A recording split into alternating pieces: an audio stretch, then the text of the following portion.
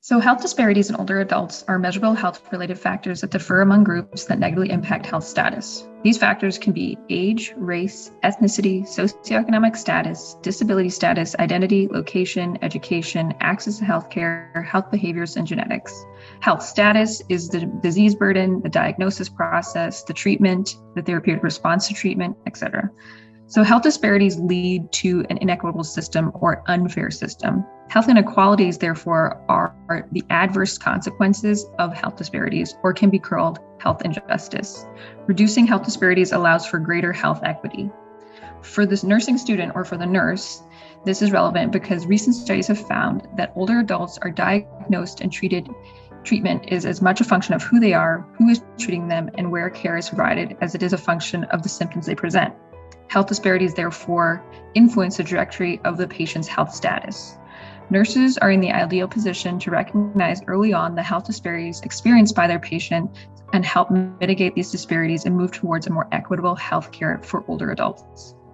This could be recognizing patients who have limited resources and connecting them to nutrition programs, advocating for LGBTQ+ patients to have access to gender-affirming care, educating patients on behavioral changes that can reduce their disease burden, and many other interventions. So as we were starting this project, we chose an article that was titled, "Does Digital Technology Reduce Health Disparity? Investigating Differences of Depression Stemming from Socioeconomic Status Among Older Chinese Adults."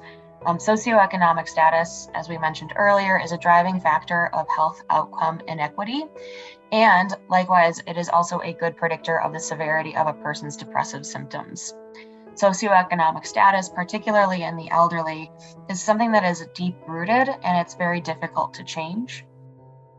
Throughout, the last 15 to 20 years, we've learned a lot that technology can help to deliver public health interventions, and that those interventions can positively impact chronic disease progression.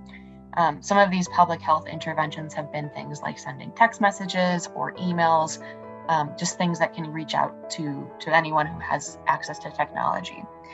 The main question that the study that we chose was asking was, can the use of digital technology reduce health inequities in elderly patients who suffer from depression, regardless of their socioeconomic status?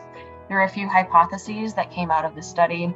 One was that lower socioeconomic status meant that there were going to be the patients would have higher depression scores. That means more severe depression scores.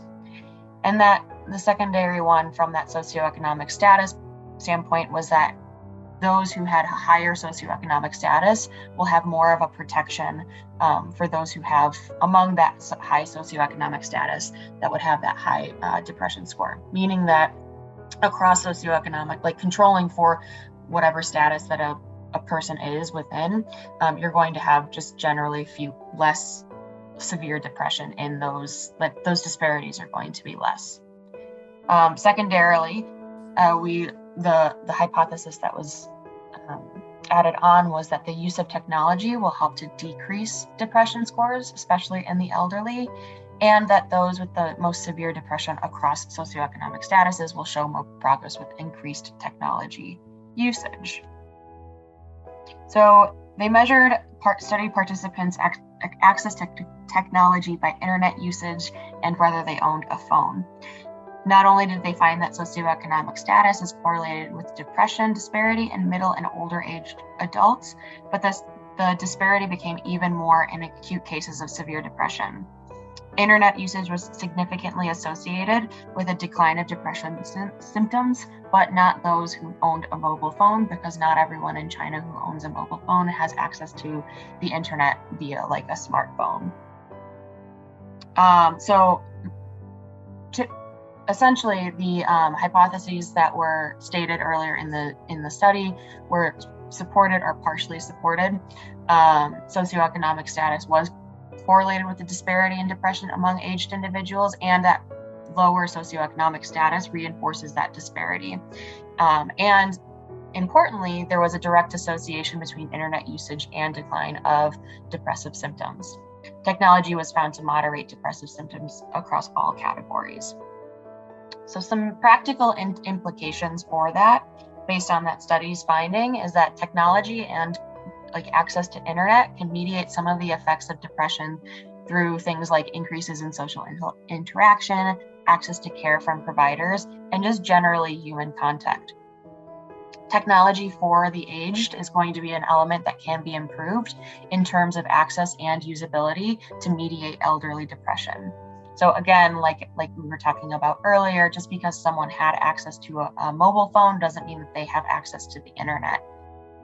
So as nurses, hospital admissions can wear on the patient, and the use of things like technology, like iPads, phone calls, can mitigate those effects.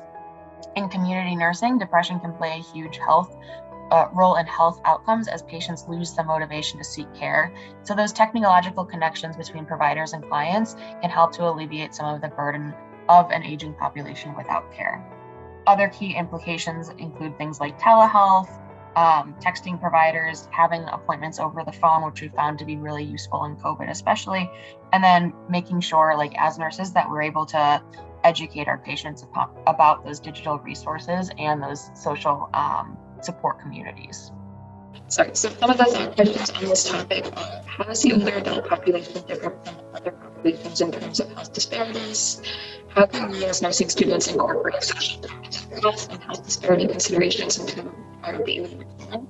And then finally, with the growing boom of technology, how can we as future nurses better facilitate the use of technology with the older adult population to help bridge the gap of health disparities?